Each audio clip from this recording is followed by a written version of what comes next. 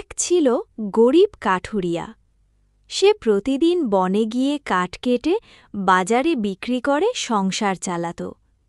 একদিন কাঠ বিক্রি করে সামান্য চাল কিনে ফেরার পথে সে রাস্তার ধারে এক পুরনো গাছের নিচে একটি অদ্ভুত হাঁড়ি দেখতে পেল। কাঠুরিয়া ভাবল হয়তো কারো ফেলে যাওয়া, তাই হাঁড়িটি সে বাড়িতে নিয়ে এলো। বাড়ি ফিরে কাঠুরিয়া হাঁড়িটিতে একটু চাল রেখে দিল। সকালে রান্না করতে গিয়ে দেখে, হায়, হাঁড়ি ভর্তি চাল!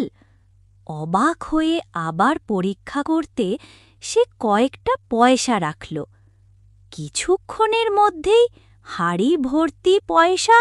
কাঠুরিয়া খুশিতে লাফিয়ে উঠল, এ তো জাদুর হাঁড়ি! এরপর থেকে কাঠুরিয়ার দুঃখ কষ্ট দূর হয়ে গেল। কাঠুরিয়ার ঘরে এলো সুখ আর হাসি। সে প্রতিজ্ঞা করল কখনো লোভ করবে না আর সবাইকে সাহায্য করবে।